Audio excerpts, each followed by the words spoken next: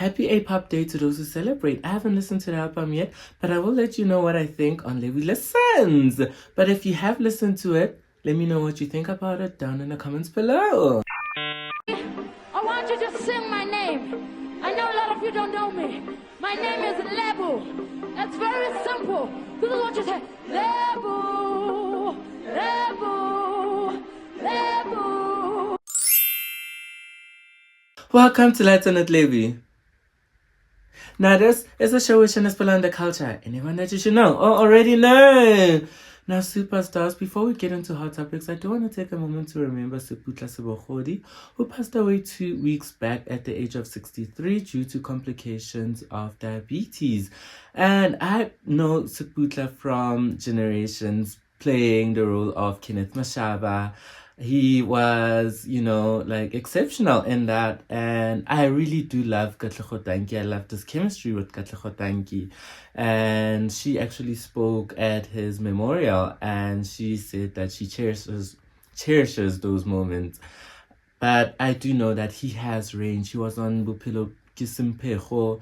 He was on the river. I do remember the river too. I watched the river and him being there. And there were so many more, even on Netflix, playing a gay guy, which we already spoke about how, why did he escape my mind? He escaped my mind, but we already spoke about how that kind of is hard for straight guys to play, to, embody a gay person's role. Yeah. Anyways, that is, so I just wanted to take that moment to remember him and what he has done for the acting industry. But let's get into our topics. It's time for what? Got it. I know it passed a long while ago, but I still want to touch on it. And I did promise that I will touch on it, so I'm touching on it now. And that is Paris Fashion Week Haute Couture Fall and Winter Collection. I first want to talk about Schiaparelli. I feel like they played too much with latex. Daniel Roseberry, he played way too much with latex. He did say that he wanted to see if latex was, haute couture worthy. And I just felt like, I didn't like it much. But I am touching on it because I love the setting of it. It was at the Petit Palais and I love the silver runway. So that's why I'm touching on Schiaparelli. I'm also going to touch on Balenciaga because firstly, I feel like Balenciaga played it really safe. Really, really safe. Like the whole collection was just simple, safe, and beautiful, but still safe. And I am touching on it because what caught my eye was the use of a big-breasted woman. Like, it's rare. I know right now there is the whole inclusivity thing, especially last year when we watched Victoria's Secret and them trying to be very inclusive with their runway and the models that they picked. But I just feel like the whole inclusivity thing also kind of, if not done right, kind of is tacky. And this time I felt like it wasn't tacky at all, seeing a big-breasted woman on the walkway, on the runway, especially after watching it right after Schiaparelli where the women were thinly. Oh my gosh, I hope people don't think I am, coming for people's bodies or whatever, but I'm just saying the use of a big-breasted woman, someone with big boobs. Big boobs? What? Was amazing. And the third house, I am touching on it because this was my standout house. Robert won my heart. And the collection was Child's Play. And it just brought a lot of whimsy. It brought a lot of nostalgia. It brought a lot of, I don't know how to put it, but it was amazing. It was amazing with what he could do, and it didn't look like, sometimes when I'm just trying to look for a word. But I did love that whole collection. I love that Cardi B actually wore the collection as one of the dresses as they were walking down the runway, and she had it on and people looked at her when that dress was walking. I did also think though so the guy with the mask, the piece with the mask, and when he took off the mask, he had like the red crystals on his face, and it reminded me of Doja Cat's Scaparelli look. Red carpet look. And I was like, could that be the... Oh my gosh, why are my words running away from me today? I don't know. I'm freezing. It's cold. The real winter is in the house, people. Outside is very warm. Inside it is very cold. It's still winter. It's like July. And I digress. But let's go back to me saying Robert won my heart. Robert won my heart. But let's move on. Ariana, never single Grande, has gone back to dating her ex, Ricky Alvarez. And this is after her breakup with Ethan Slater, which we have spoken about in previous episodes. And we did say that we didn't think it would last. I don't know if you thought it would last, but it wouldn't last. We knew it wouldn't last. But now she's gone back to dating Ricky Alvarez, which they actually started dating back in 2015, and he was her backup dancer and a part of Donut Gate. If you don't know Donut Gate, that is when her and him went to a donut shop and they licked unattended donuts, and also where Ariana proclaimed that she hates America and hates Americans, but clarified by saying that she actually said she was hating the obesity culture in America, but has since apologized for that.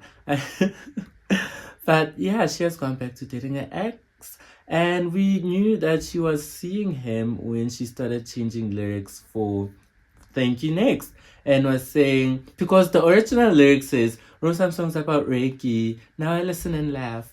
But now on the concert at her Eternal Sunshine tour, she said, wrote some songs about Reiki, we always find our way back. And I want to ask you, could that be the next anthem for getting back with your ex? Should we make it a trend? Are you guys going to make it a trend on TikTok? Also, do you advise getting back with your ex? Let me know in the comments down below. Like, would you get back with your ex? Personally, no. But would you? Let me know.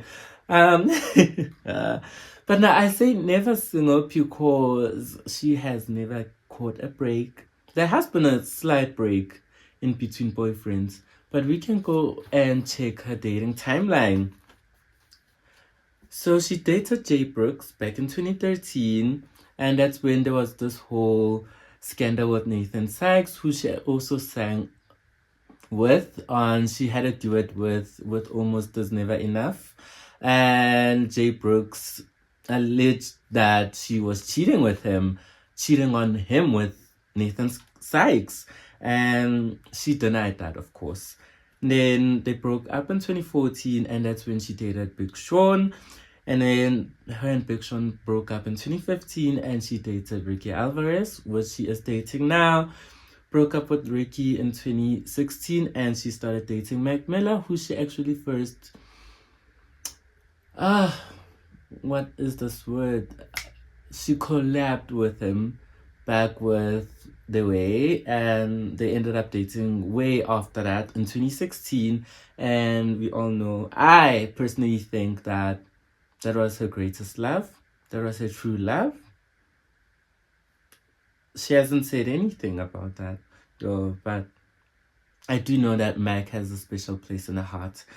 Then they dated for 2 years, and then she met Pete Davidson in 2018, started dating him, but that didn't last very long, even though they got engaged pretty early.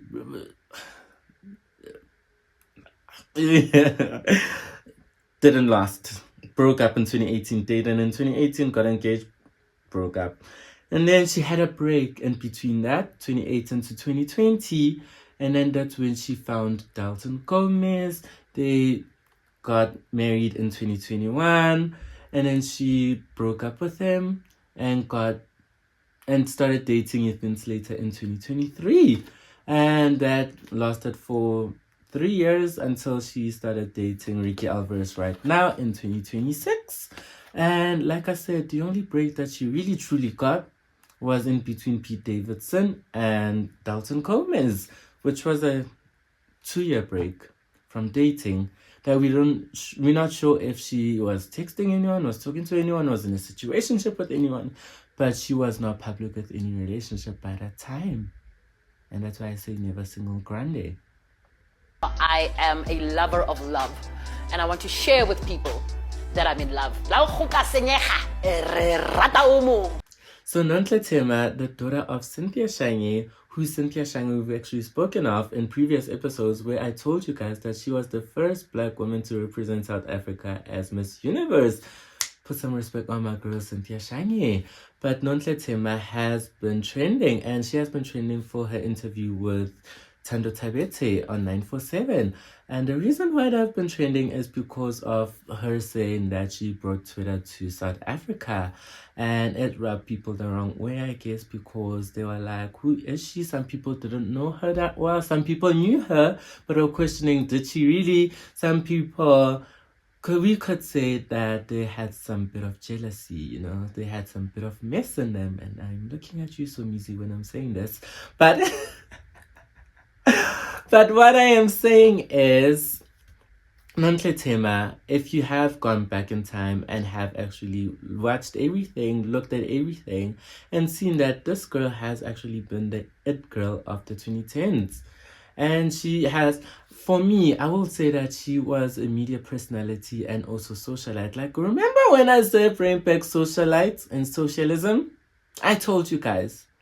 And this is why you guys are shocked. And I'm like, what? Like, she was this huge thing and she was seeing all these people. Socialites, bring it back. We want that. Let's kick out the influencers and bring back the socialites. But ooh, the influencers are gonna kill me. But what I'm saying is, back then where it was a huge thing to be a socialite, like, she was the it girl of South Africa, and that is true. She actually, I don't see a problem with the interview at all. I do think the delivery for certain things could have been put better. But who are you guys to police that, actually? But I do think that there was nothing wrong with the interview. I don't see anything wrong with Tando Tabete's expressions as well. I feel like she was listening attentively. She actually was the one who was asking all the right questions. She actually was the one who started off the interview by complimenting Nonhle Thema's looks. Ladies and gentlemen, the gorgeous Nonhle Thema! Congratulations on your face. You're so gorgeous. Thank you so much. And that didn't give any mean girl energy to me.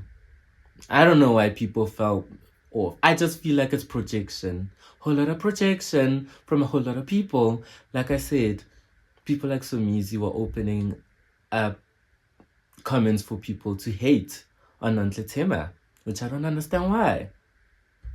It was opening up hate. He did do that maliciously. Let's be honest. Let's be honest. I am being honest. I'm not going to sugarcoat anything. I'm being honest.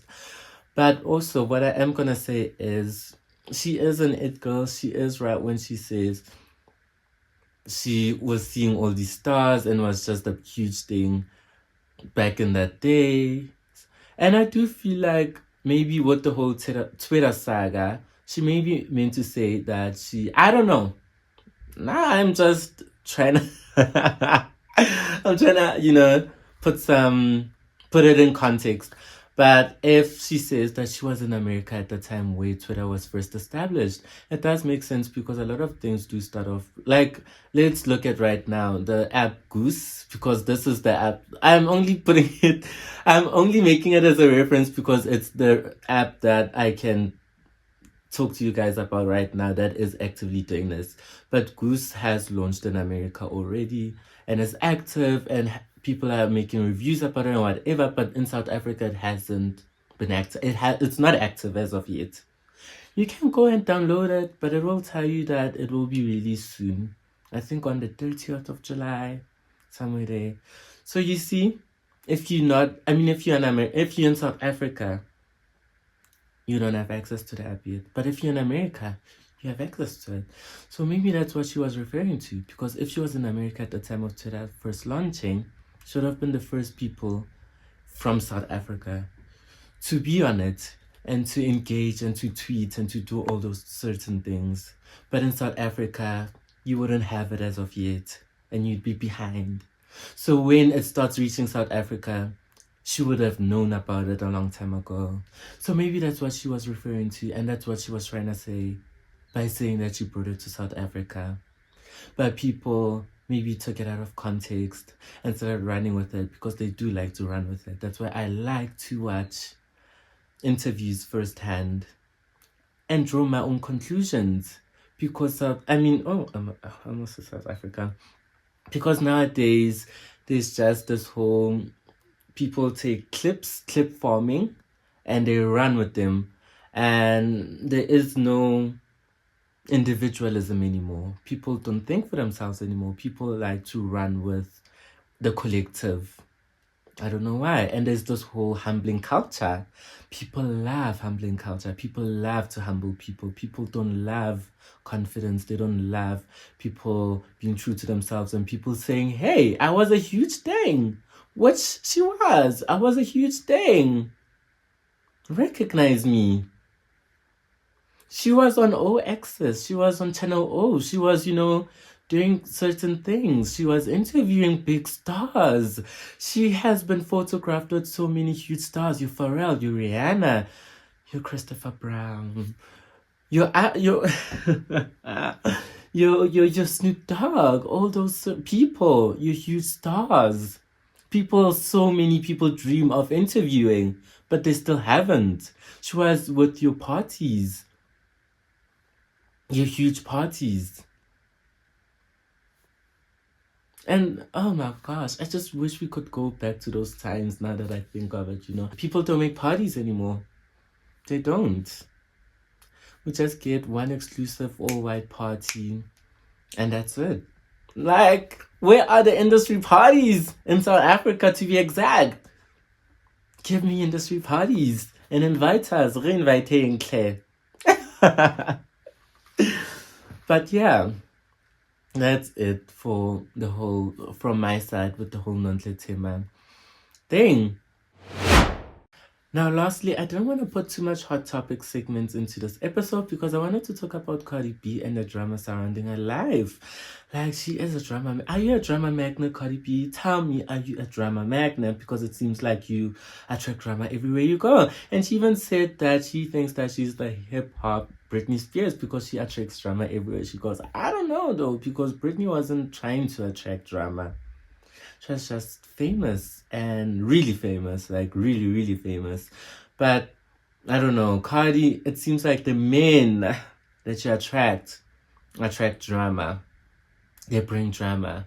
But we will start off with the whole Stefan of it all. Stefan Diggs, who is getting sued by Chris Blake Griffith for sexual assault.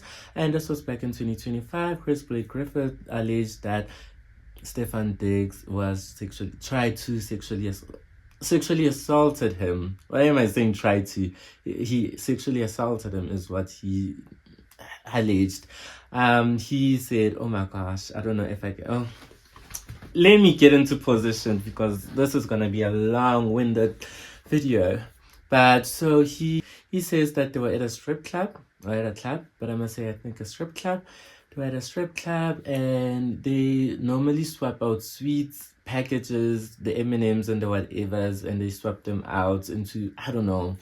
And Stefan that day offered Chris some sweets, and which he declined, but later in the evening, he said maybe 2 a.m. I don't know, in the AMs, he wanted the sweets and asked Stefan for the sweets, and he had a sweet, but he felt like, something's off. Like, the sweet is not a sweet. It feels like I'm gonna say like a date rape drug, because that's what he was describing. He said it made him sexually stimulated, and he felt off and whatever, and he just didn't feel like himself.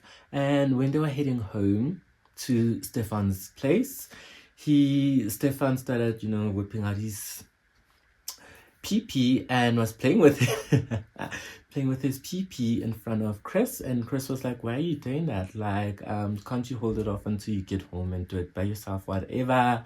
And then Stefan tried to, grab Chris, which Chris was like, no, why are you trying to grab me? Like, I'm not with that whole, thing and whatever. I'm not down like that.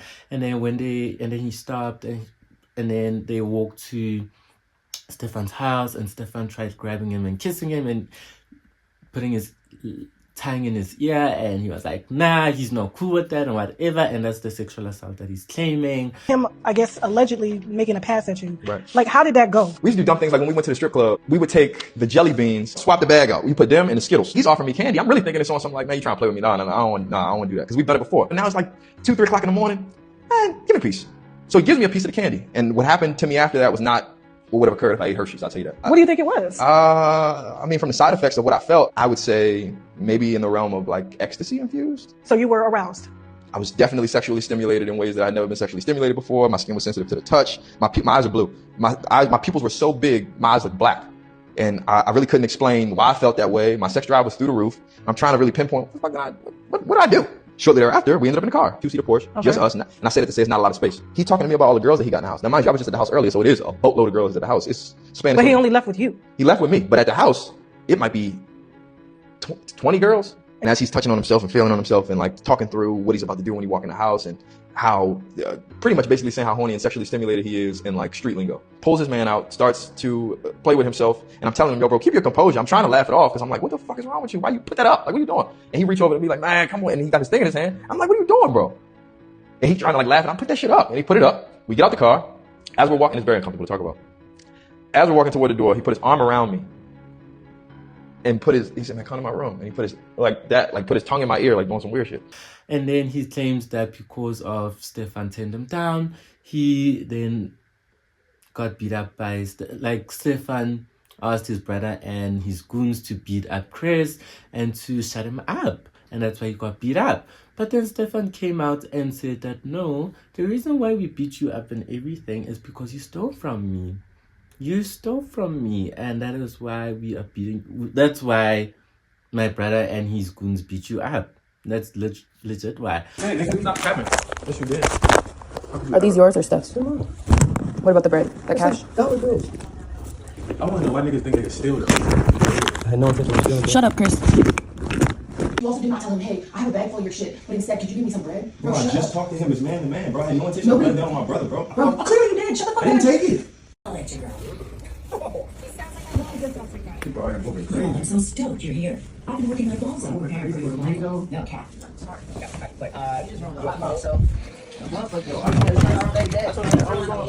And Chris made it seem like Stefan was DL by posting DMs of him and Chris. I mean, of Chris and Stefan. Oh my gosh, their names are confusing me.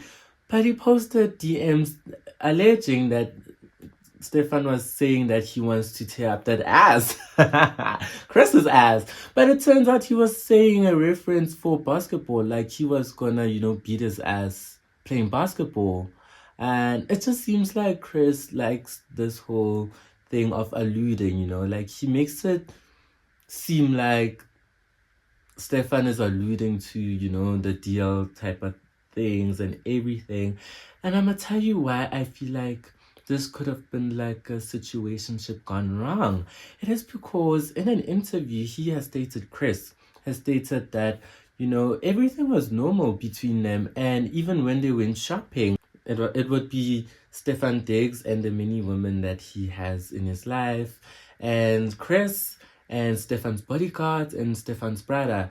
But with Stefan's bodyguards and brother, they would stand to one side, they wouldn't partake in the shopping and everything, and then the girls would just, go wild. Because, of course, when you're a girl and you're giving out, the guy's gonna spoil you, and you're gonna, he's gonna be like, go wild, and you're gonna shop and everything. We know this. But he said that he also joined the girls and, was shopping and everything because he's also a stylist. I didn't start off by saying, but he said that he was Stefan Diggs' stylist. When you ask me, I don't think I was in no relationship with this man, but I do know that when we used to go to stores and things like that, I didn't pay for anything. There's a photographer standing on the side. He doesn't get to shop. His brother that attacked me, he doesn't get to shop. These other guys, they don't get to shop. They just stand along the wall. The girls are shopping. In my bitch ass mind, I'm shopping too, but in my head, I'm not thinking. So he's paying for everything. Yeah, he's paying for everything, but I'm not thinking I'm like one of the girls.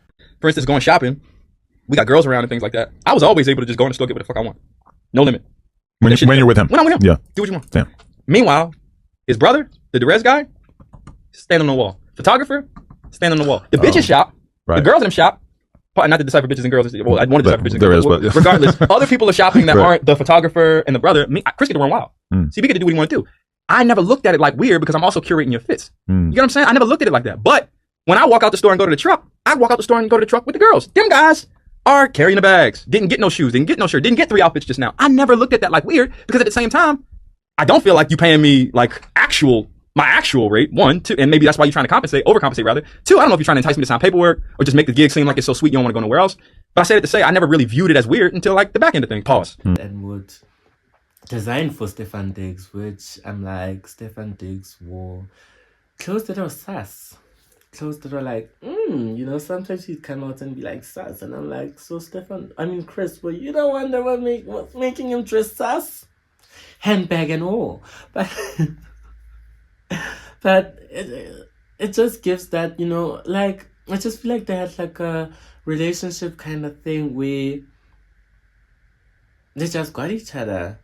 Like, do you understand me? Do you get me? Because why is he shopping with the girls? Because the girls are giving out, allegedly. I don't know. I'm thinking, of course, they should be giving out. Something is happening with the girls. Why is he doing that? Joining the girls. Is he giving out? I feel like because academics, when he was on academics, Chris, when he was on academics TV, and academics was like, so do you think Stefan Diggs is gay? He was like, he doesn't want to say gay. He doesn't want to say the gay word, but he thinks that Stefan Diggs is bi. Just because you stick your dick, hold on, let me speak. Just because you stick your dick in pussy, don't change the fact that you might like something else. All right, name me one nigga that he fucked. Name me one nigga that he fucked. We need some confirmation. That's not my business. I can't tell you one. I can't tell you one nigga that man fucked. I don't be there with him when he be fucking. You was a stylist. You know he came out of the room in a robe and he said, "Yo, bro, give me one of them G strings or a thong. I'm about to go lay some pipe on this nigga."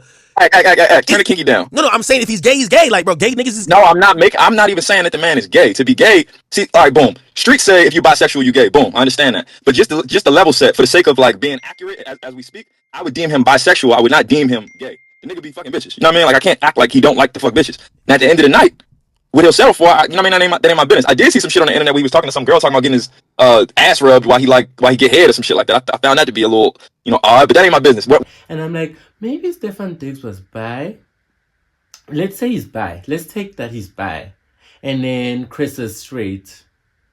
But I feel like Chris played into, that whole thing because he knew he would gain some things. People do that. And his baby mama even said that he's opportunistic.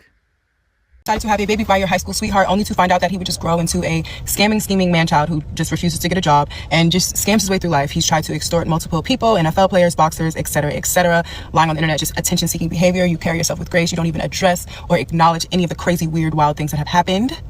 You just live your life. You don't ask him for any child support. You don't ask him to pay any of the tuition or anything for the child that you just love so much, and that's just the biggest, greatest blessing ever.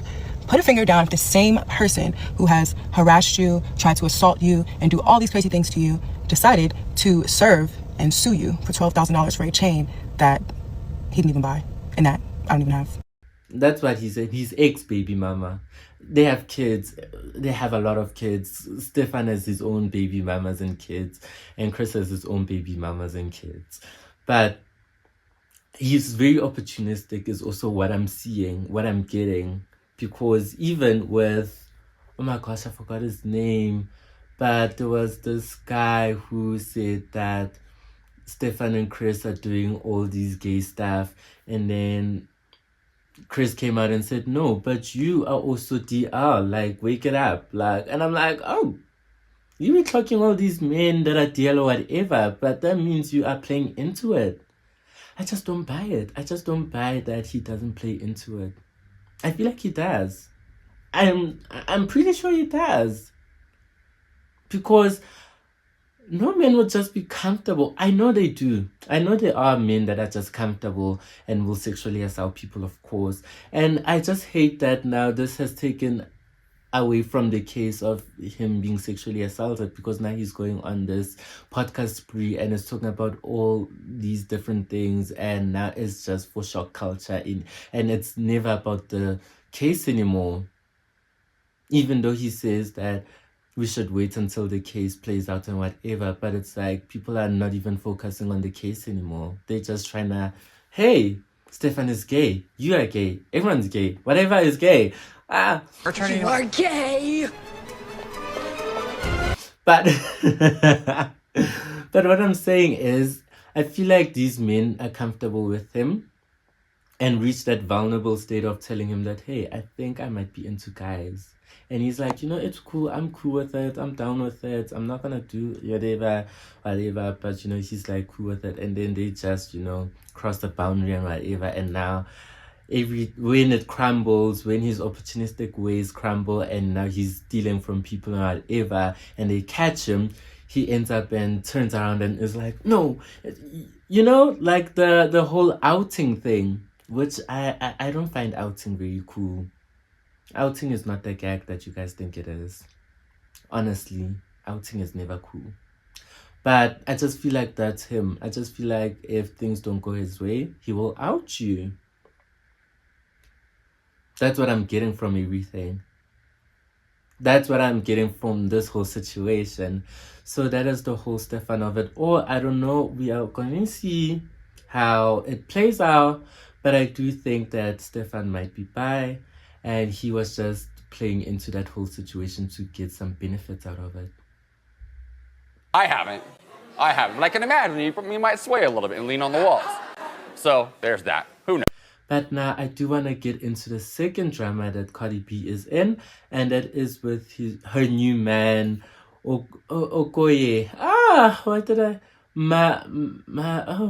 I forgot his name. How can I forget his name? But he is the footballer that I told you guys the goalkeeper that I told you guys that she was spotted with at Paris Fashion Week. And her baby mama, his ex-baby mama, has come out to say that he was abusive towards her. He doesn't pay for child support, and he is also bi. He F's both men and women. Which is crazy. It seems like Cardi attracts DL men, allegedly. I don't know why, but it maybe seems that way. And she has come out to say that she knows crazy baby mamas. She's dealt with crazy baby mamas, and she really doesn't care. Her cooch is not gonna be lonely. One thing about it, two things for sure. I'm telling you this since I was 20. As long as a nigga has a baby mom, fuck a baby mom. As long as a nigga have an ex-girlfriend, just an ex-girlfriend itself, this is going to happen. So unless a man fucking was born the day before yesterday, never dated a girl, never did this and that, this is what always gonna come with it. I don't know what it is about bitches. I ruffle their fucking feathers really bad. I just do. So BG, I know y'all be expecting me to sometimes be single, be this, be that. I'm not gonna stay single forever. I'm sorry. I'm just not. I'm not. I need to be entertained. Like life is cool, life is everything, but it's just like the pussy needs love too. Okay. Like she has been single. She had gone back, reunited with Stefan Diggs back in February, but that broke off, and she was single for a long time. But now she's not gonna be single again, and she wants to date, and she and Cardi has been saying, like, I have tweets of her saying that like she Pound Town and all that, and she can't be single and stuff, maybe an Ariana Grande part 2, but but to me it's like this whole mess and everything. I just feel like she shouldn't even be involved, especially with the Stefan Diggs thing, where she is saying that she's protecting him because he is her baby daddy at the end of the day. But I'm like, you can't come out and say that this man is lying, because now this man posted a lot of pics after you saying all that to show that he actually has been around, which is, like, this is why I say he's very opportunistic and was playing into that whole DL thing, because now, how do you have so many pics of you and him? And it's like a gotcha moment, but the gotcha is like I am digressing. Okoye's baby mama alleged all that, and then they tried to post AI for DMs of her saying that no, she wasn't being truthful, and she was just playing into that whole thing. She's lying. and she is just jealous because of he has moved on. But she has been saying this since 2024, if I'm being... Yeah, since 2024, she has been alleging that he has been abusive and everything, but she apologized back then and she retracted a statement back then, but now is saying it again because of now he has moved on with Cardi B, which it could be because he has moved on with Cardi B, but this is not new news.